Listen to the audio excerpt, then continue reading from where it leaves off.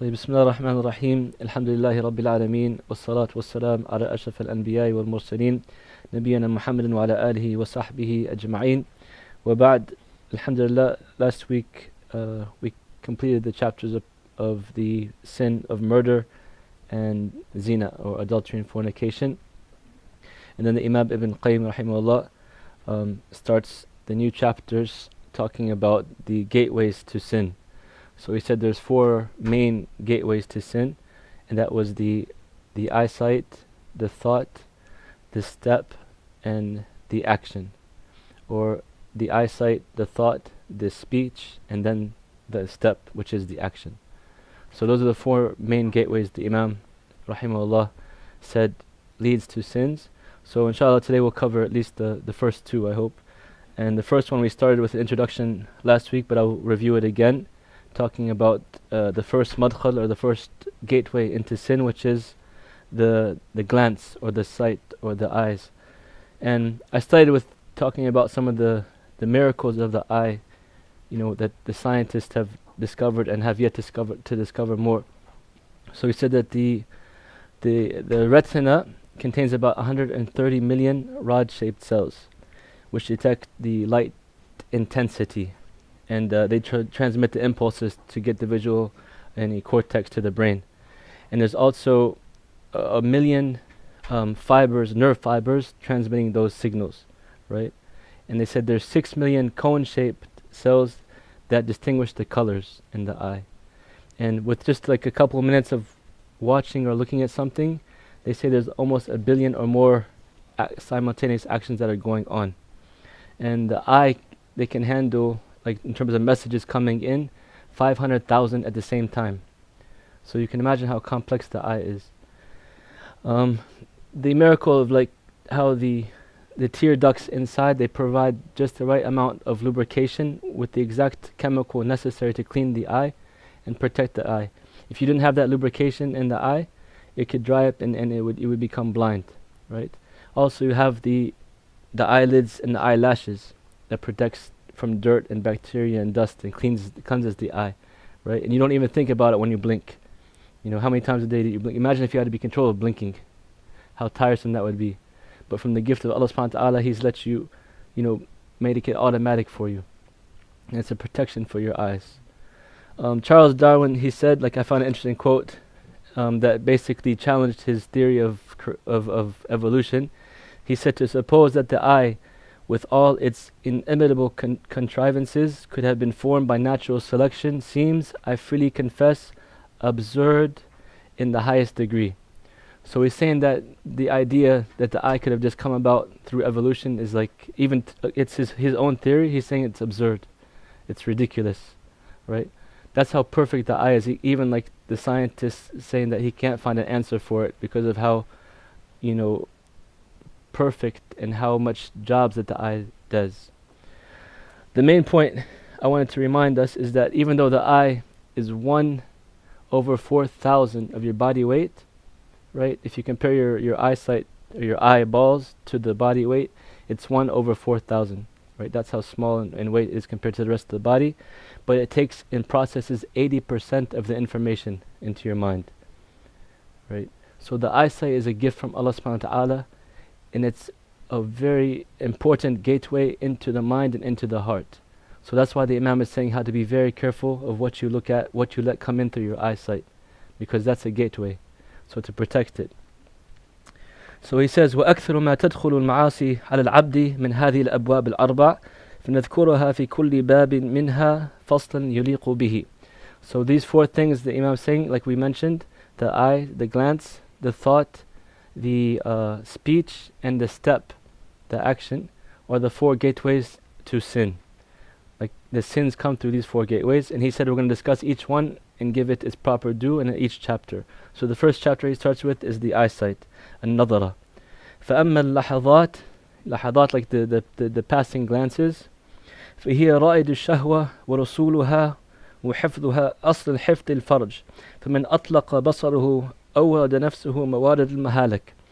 He's saying that these glances or the eyesight is the key and the messenger to the desires. So it can protect you it protects your private parts, or if you let it go free, it can ruin you and destroy you. وقال النبي صلى الله عليه وسلم لا تتبع النظرة فإنما لك الأولى وليست لك الأخرى. Don't follow the glance with another glance, for you have the right for the first one, but no right in the second one. So sometimes a person might look at something that's not, befitting to be looking at. He might see it in passing. That first glance, Allah subhanahu wa ta'ala, from His mercy, you can't control everything you see, right? So He forgives that. But if you follow the glance with another glance and start looking at it and thinking about it, then that's when you get taken to account for, right? Just like we said with hearing, there's a difference between hearing something and listening to something. So you might be passing through a mall and hearing all types of crazy music, but it's different than you actually have the intention to listen to it, right? And then the Prophet ﷺ, he said, النظر سهم مسموم من سهام إبليس فمن غض بصره عن محاسن المرأة أورث الله قلبه حلاوة إلى يوم يلقاه. He's saying that the glance is a arrow from the arrows of Iblis, the shaitan, the devil. And whoever lowers his gaze to the opposite sex, he mentions here the beautiful woman, Allah will put a sweetness into his heart that will last until the day of judgment, when he meets Allah subhanahu wa ta'ala. So to lower your glance, to lower your gaze upon that which haram, Allah subhanahu wa ta'ala returns you with halawat al-iman, sweetness of faith. وَقَالَ غَدُّوا أَبَصَارَكُمْ وَاحْفَظُوا فُرُوجَكُمْ. And he said, lower your gaze and protect your private parts. وَقَالَ إِيَّاكُمْ وَالْجُلُوسُ عَلَى الطُّرُقَاتِ. قالوا يا رسول الله مجالسنا ما لنا بد منها. The Prophet said, be careful with the paths, like the highways or the roads and these paths. Back in the day, they used to sometimes gather there. He said, don't sit there, don't gather there. And then the Sahaba asked him, "Oh Prophet of Allah, what if we have to, sit there or pass by and stay there for a while?" He said, if you do that, فإن كنتم لا بد فاعلين فأعطوا الطريق حقه. If you do that, then give the path its right. قالوا وما حقه. And they said, what is the right of the path? To the Prophet ﷺ, he said, غض البصر وكف الأذى ورد السلام. To lower the gaze and to take away any harm stuff that comes on the path and to return the salam.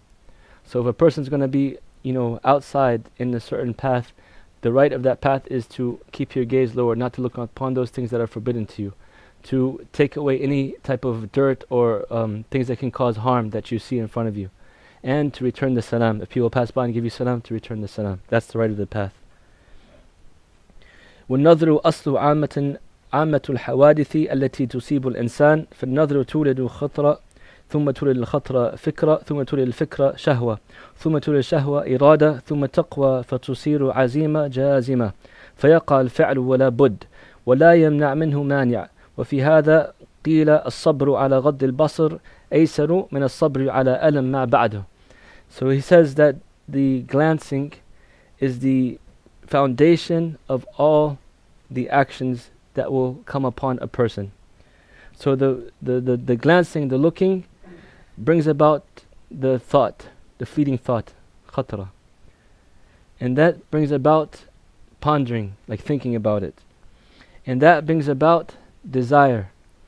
And then desire brings about like you're trying to go forward and make the action occur. And that, if nothing comes to prevent you from it, it means that you're going to go forward with the evil action. So the Imam says that, or many of the scholars of the past used to say, that the sabr al-ghad al-basar, like the having patience to lower the gaze, is a lot easier than the sabr or the patience that comes for the punishment of not lowering your gaze, right? Because that one glance can lead to so much evil. And in my experience, in my humble experience, I've found that most of the problems that happen between men and women start with the glance, not controlling the glance. And then it's so easy. The shaitan, he's always trying to get us. So he comes like little by little, and then it turns into something way, way out there sometimes for a lot of people. So the Imam is saying to have patience about lowering that glance can save you a lot of trouble in the future, right? A lot of pain. It can save you from falling into a lot of pain and heartache. And he mentions the statement of one of the poets, كل الحوادث مبدأها من النظر ومعظم النار من مستصغر الشرر. That all of the actions come through the glance. It starts with the glance, and most of the hellfire is filled for those people who thought the sins were small. Oh, it's just a small sin, it's not a big deal. So he said most of the hellfire is filled with them. كم نظرة بلغت من قلب صاحبها كمبلغ السهم بين القوس والوتر. How many times did a glance from a person become an arrow like that is freed from the bow? والعبد ما دام ذا طرف يقلبه في عين الغيد موقوف على الخطر يسير مقتله ما ضر مهجته لا مرحبا بسرور عاد بالضرر. So basically, like, the person is trapped with that glance, and it leads to thought, and the thought leads to action, and he's saying, like, no happiness is welcome that's going to bring about destruction or harm. So that little happiness, that little pleasure, that little fun that the person has from the glance and the sins that come from it, he said it's not welcome, because the harm and the hardship and the pain that comes afterwards is a lot more severe. So it's more beautiful in Arabic, obviously, but I tried to do a rough translation. ومن آفات النظر أنه يورث الحسرات وزفرات والحرقات فيرى العبد ما ليس قادر عليه ولا صابر عليه وهذا من أعظم العذاب أن ترى ما لا صبر لك عن بعضه ولا قدرة على بعضه ولا قدرة على بعضه. He's saying that from the evil effects of the glance is that it will bring about like grief and like a burning desire and kind of like a hopelessness, because he said it's not a person cannot be patient when you look upon something that you can't have. It just like increases a person's like basically destituteness. Like he's just hopeless. He's just like, he sees, for example, this beautiful car and it's so nice, and he keeps looking at it, he's like, but he can't have it, he doesn't have the money to get it, so it fills his heart with like despair, basically. Also for like, he's looking at a beautiful woman and he can't have her, and his heart gets attached, and they can't get married for some reason, something like that, so he just makes his heart ache, and he has like burning desire that cannot be fulfilled. So he's saying this is from the evil effects of the glance. And then the poem said, وَكُنْتُ مَتَى أَرْسَلْتُ طَرْفَكَ رَائِدًا لِقَلْبِكَ يَوْمًا أتبعتك المناظر رأيت الذي لا كله أنت قادر عليه ولا عن بعضه أنت صابر. So he said basically, like, the glance will be followed by many more glances, and the thing that you see, you can't achieve all of it, and you can't be patient with some of it, So maybe you can get like the glance, which is like a little bit of it, but you're not patient enough, you always want more, and you can't get that more. So it's going to like hurt your heart, basically, and hurt your mind, because you're desiring something that you can't have. And Imam goes into, says many other points of poetry, but basically he says, أن النظر تجرح القلب جرحا فيتبعها جرحا على الجرح ثم لا يمنعه ألم الجراحة من استدعاء تكرارها ولا أيضا في هذا المعنى ما زلت تتبع النظرة في نظرة في إثر كل مليح ومليح وتظن ذلك دواء جرحك وهو في التحقيق تجريح على تجريح.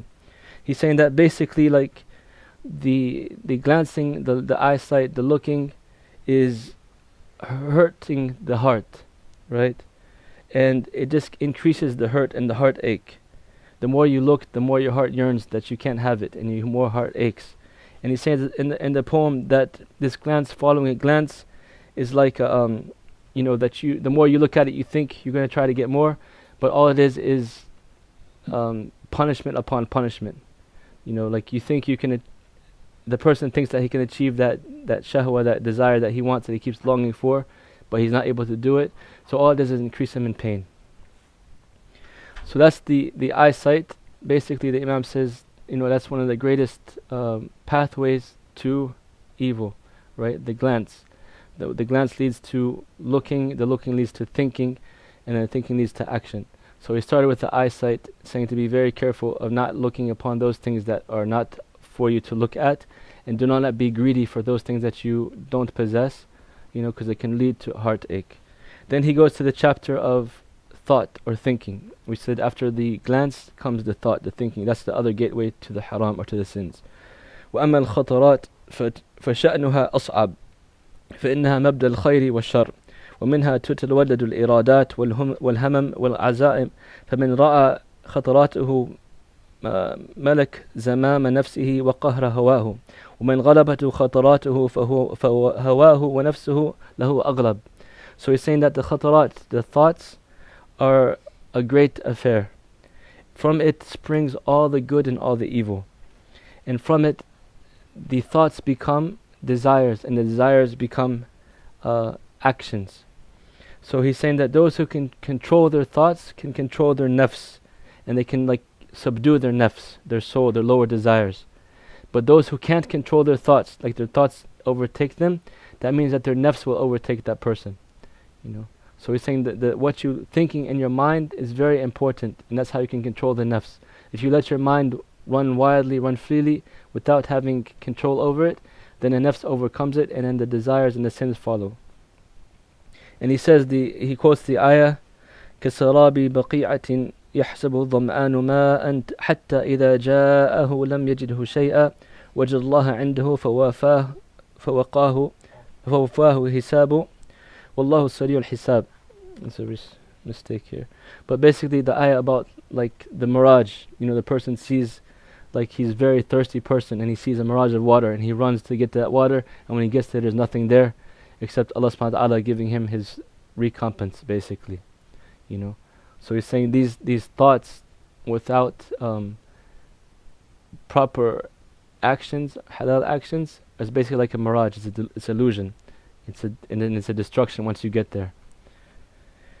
وخص الناس همة وأوضعهم نفسا من رضي من الحقائق بالأماني الكاذبة واستجلبها لنفسه وتحلى بها وهي لأمر الله رؤوس أموال المفلسين ومتاج البطالين وهي قوة النفس الفارغة التي قد قنعت من وصول بزورود الخيال.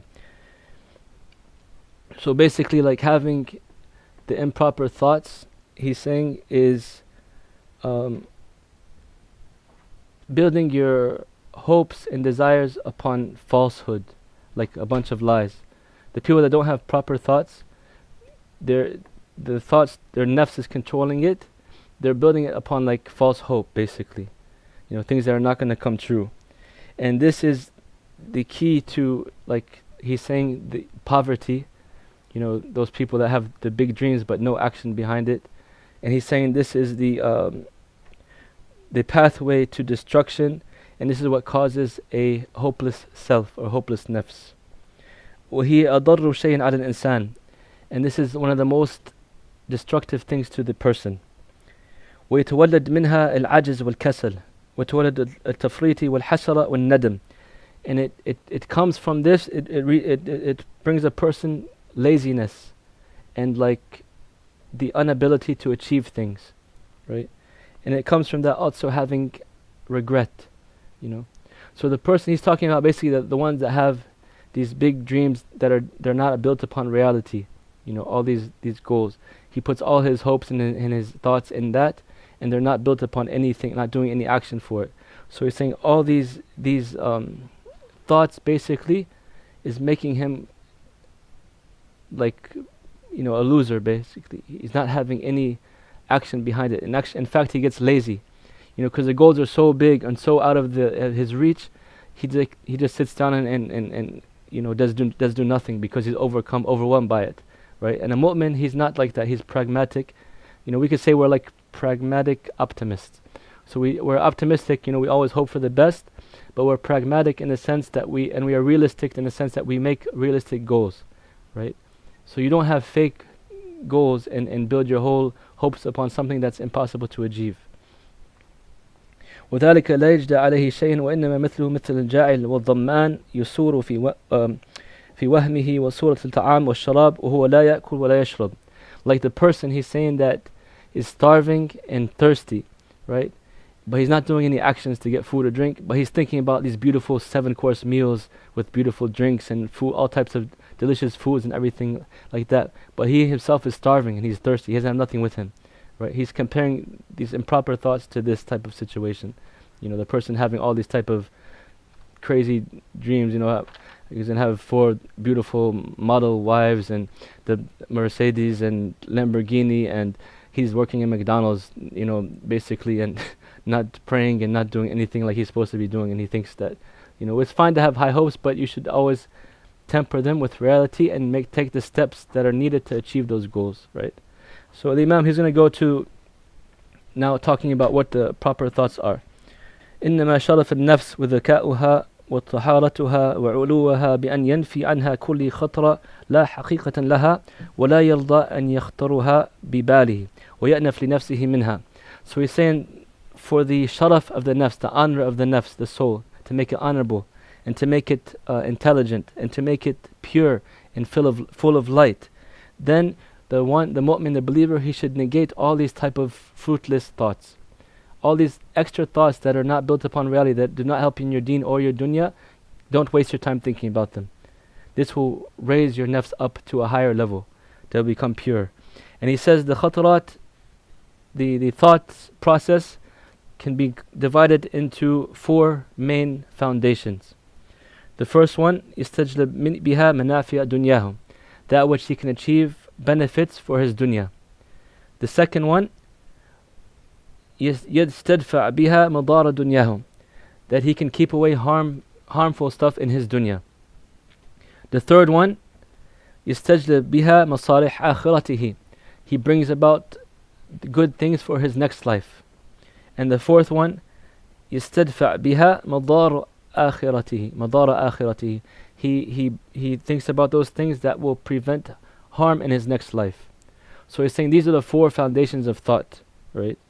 And subhanAllah, like if you look at all these self-help books and these, like manuals to improve your thought, improve yourself, that's written by scientists and people that studied, 10, 20, 30 years to get their degrees and write these type of books. But subhanAllah, over 800 years ago, the Imam was talking about controlling your thought process and how to temper your thought process in the correct way to make it more beneficial to you. فليحصر العبد خطراته وأفكاره وهمومه في هذه الأقسام الأربع. So the servant of Allah subhanahu wa ta'ala should put his thoughts into these 4 categories, right? Those things that are beneficial for you in the dunya, those things that will keep away harm from you in the dunya, those things that are beneficial for you in the akhirah, and those things that will keep away harm for you in the akhirah, right? So what is beneficial for you in the dunya? That's a question. Wealth? Halal wealth though, right? Okay, yes. Halal wealth, earning to provide for yourself and for your family, halal means. So that's one of the benefits, right? To eat and to drink and to have a place to live and to give sadaqah and charity, right? To make hajj, to make umrah, these type of things you need wealth. So that's one of the benefits. What's one of the destructive things of the dunya or harms of the dunya that you try to stay away from, that you could think about how to prevent yourself from falling into it? Haram wealth, that's another one. Shahawat, lower desires, disease, sickness, things that you can take, like he's saying, trying to keep away from haram money, right? Because you don't want to provide yourself or your family with haram food or nourishment. And then for the akhirah, just a lot, mashallah, you can give me. No, the first one, the good prayers, yes, salat, that will bring you and give you benefit in your akhirah, right? Anything that Allah subhanahu wa ta'ala has ordered for us to do will bring you benefit, and then you can say the opposite for the last one. Anything that Allah has forbidden us from to do will bring you harm, so stay away from it. So he's saying these, your thoughts, if your thoughts are secluded to these 4 categories mainly, you will be of the successful, and you will have fruitful time and fruitful efforts in your life. And he says, وإذا تزاحمت عليه الخطرات لتزاحم متعلقاتها قدم الأهم في الأهم الذي يخشى فوته وآخر الذي ليس بأهم ولا يخاف فوته.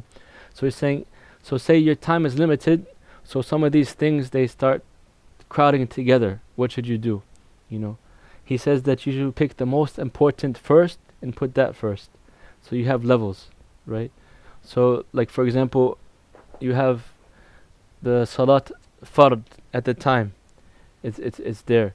So it's not the time to read a book about economics, you know, because the fard takes precedence over the nafila or the sunnah or the extra deeds. So you do the fard first. So in those situations, you always put the most important first, prioritize. In all the self-help books, you'll see the same thing. You know, it says put first things first. You know, like the 7 Habits of Highly Effective People. Stephen Covey wrote like a very popular book back in the day that many people use. But he starts with the first principle is to put first things first. You know, always put the most important things first.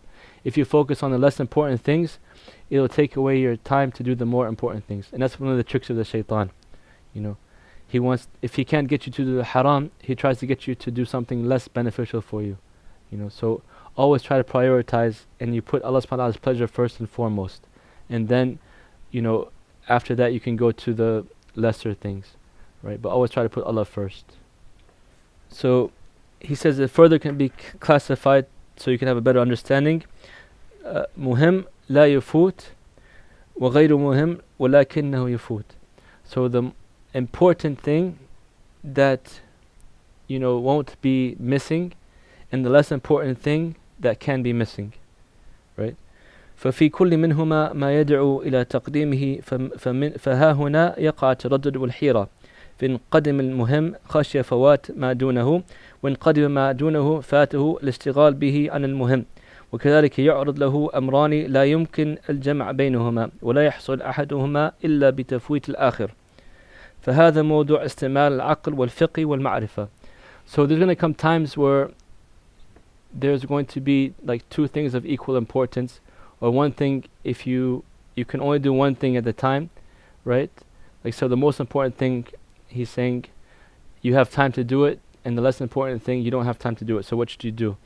He's saying in these situations comes to the fiqh and the understanding of the person, right? But the general principle is, you always, if there's 2 masalih, 2 good things to do, you put the most important good thing first, right?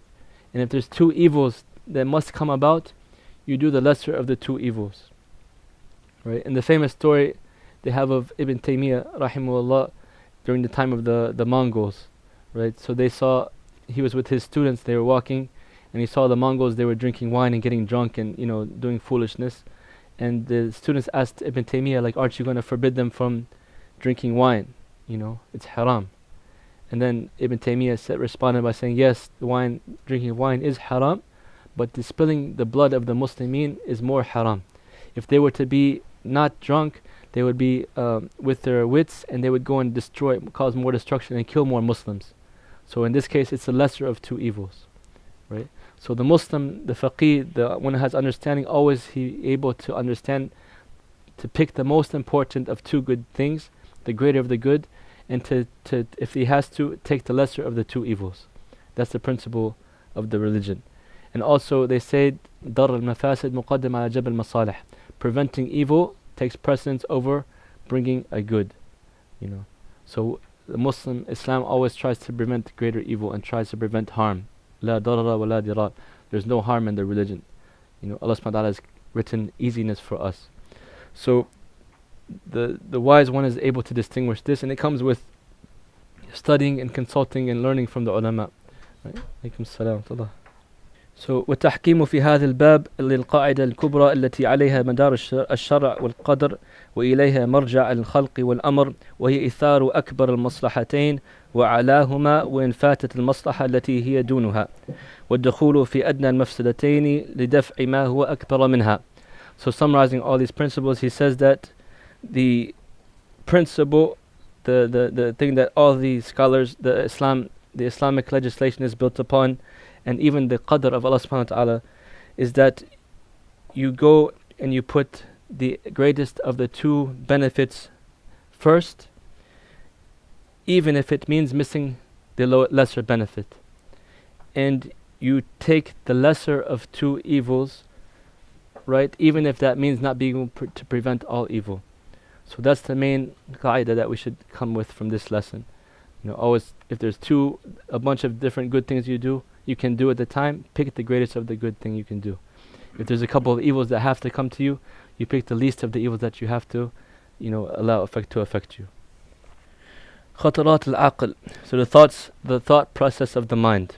فخطرات العقل وفكره لا يجاوز ذلك وبذلك جاءت الشرائع ومصالح الدنيا والآخرة لا تقوم إلا على ذلك وعلى الفكر وأجللها وأنفعها ما كان لله والدار الآخرة فما كان لله فهو أنواع. So he's saying that the thought process of the mind, this is what the Sharia came to protect, right? It's one of the things we mentioned before, the 5 principles that the Sharia protect. We said the first thing, deen, right? The religion. And then right after that, some scholars say this part, al-aql, your mind, your thought process. And then the nafs, your life. Or some put the nafs first and then the aql, because you can't have aql if you don't have a nafs. And then your wealth and your honor and your progeny. So that's what the Sharia came to protect these 5 principles. So he's talking about the principle of the mind, and the most honorable and the greatest thing for your mind or for your thought process to be perfected is to first and foremost ponder about Allah in the day after. And he says, as for pondering upon Allah, that it's many type of categories. The first one, he says, الفكرة في آياته المنزلة وتعلقها وفهم مرادها ولذلك أنزل الله تعالى كتابه لا لمجرد تلاوته بل التلاوة وسيلة.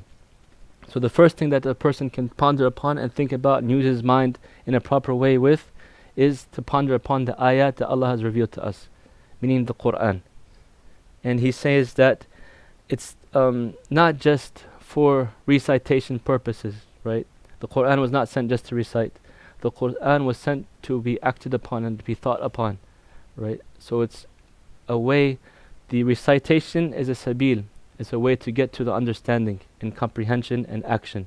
That's why Allah says, كِتَابٌ أَنزَلْنَاهُ إِلَيْكَ مُبَارَكٌ لِيَدَّبَّرُوا آيَاتِهِ وَلِتَذَكَّرُوا أُولُو الْأَلْبَابِ. We reveal this book to you so that you may ponder upon it. Ponder upon its verses, right? And those of knowledge understand this. So the Quran is meant to be pondered upon and thought about. That's one of the greatest things you can keep your mind occupied with.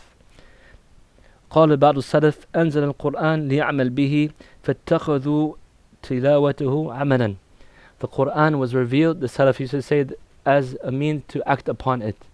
So take the recitation as a form of action, right? So tilawa also means to follow and to act upon. You know what Allah says in Shams, Surah Shams, وَالشَّمْسِ وَضُحَاهَا وَالْقَمَرِ إِذَا تَلَاهَا.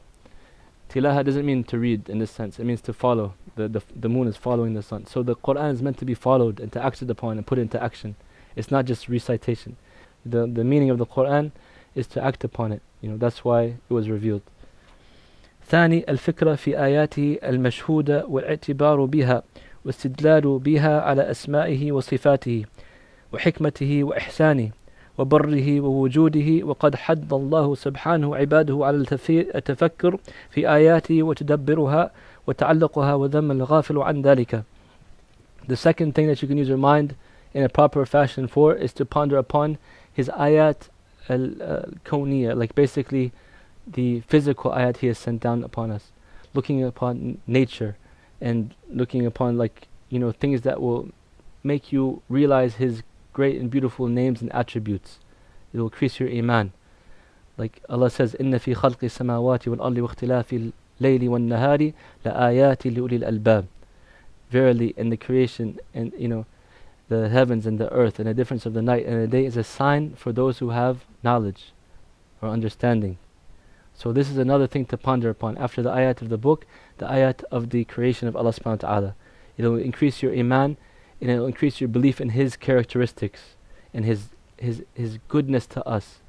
The more you think, even if, like I said last week, just pondering upon your own creation, Like the eye we just talked about earlier. Just looking about the eye. If you go up and research the eye alone, you can spend hours and hours studying about it. How beautiful it is. The mind, the heart, all these things, just in our own bodies. وَفِي أَنفُسِكُمْ أَفَلَا تُبْصِرُونَ. In your own selves, won't you see? Won't you see? Right? Let alone going out to the cone. Like now they just said they discovered, I don't know how many black holes in our own Milky Way, in our own galaxy. Like huge, many black holes. They don't even understand them completely. In our own galaxy, the Milky Way. And the Milky Way is a small galaxy compared to the other galaxies out there. Right? The stars, the oceans, they still haven't to this day discovered everything in the oceans. There's always discovering something new. Right? The rainforest, every day a new animal is being discovered. Even there's some islands that still have not been explored yet. In Indonesia, how many thousands of islands are out there? So just the signs that we see in front of us are something to increase our iman and belief in Allah and His beautiful names and attributes. And then the third thing to think about, use your mind, your thought process for in a beneficial way, is to think of Allah's bounties upon you personally, all the gifts He given you. Just like again to bring you back the concept of our own eyes. Imagine if you don't have eyesight anymore. It said it's 80% of all processed information comes through the eyes. Right? Imagine if that 80% is gone. That's a gift from Allah subhanahu wa ta'ala. The physical, your capability to walk, to talk, your family, your children, your loved ones, your wealth, your home, the clothes you wear, the car you have. The thing is just opening the faucet to get a cup of water. You're not even thinking about it. But some people have to walk miles and miles just to get some drops of water. So thinking about the bounties of Allah subhanahu wa ta'ala is the third category. Inshallah we'll stop here, and then if there's any questions after adhan, we can have the questions, and the salat is at 9 o'clock. So the Imam is saying these 4 gateways are the main ways that evil come into the person. So he said the eyesight, the thought process, the mouth, the tongue, and the steps forward to the action, or doing the action, the steps towards the action. So he's saying basically to stay away from evil, you have to learn how to control these 4 things. And in the thought, we talked about the eyesight and how to use it properly and stay away from looking at that which is not permissible. And in the thought process, he mentions, what's proper to think about. First of all, we mentioned the 4 things. So that's what's beneficial for your dunya, and to get closer to it. And that which is harmful in your dunya, so you can try to stay away from it. And that which is beneficial for your next life, so you can go towards it. And that which is harmful to your next life, so you can stay away from it. And then he mentions, so those are the things that generally you should think about. And then he talks about he was mentioning the points, what you should occupy your thoughts with mostly. He said first and foremost is Allah and His signs, Allah in the next life. And he mentioned, thinking about Allah's ayat in the Quran, pondering upon ayat of Allah subhanahu wa ta'ala in the Quran, the ayat of Allah subhanahu wa ta'ala in the creation. And then we didn't get a chance to talk about it, also we said thinking about His bounties upon you. The more you think of how many gifts Allah gives us, you feel shy or shameful that you've done sin with the gifts that He's given us. So the more we can ponder upon that, inshallah Allah help us to make tawbah and be thankful to Him instead of using it for haram. And then he says, thinking about the ayub and nafs. So think about your own faults. The more you think about your faults, you humble yourself, your heart kind of gets softer. You want to get closer to Allah. You cry for the sins you've done. You remind yourself that you're weak and you can only be strong by Allah's help. You fall into sin, you can only be forgiven by Allah's mercy. So you turn to Allah more. It's a great way to remind yourself. Unfortunately, many people they spend their time thinking about other people's faults and they forget themselves. One scholar used to say that you see the speck of dust in the person's eye, but you forget that 2x4 sticking out of you. Look at yourself first and try to, the more you think about the shortcomings we have, that's one of the ways also that we can get better and try to get rid of the evilness we do or the sins we fall into and try to get closer to Allah subhanahu wa ta'ala. And then the 5th point he mentioned is to think about the importance of time and how little time we have in our lives.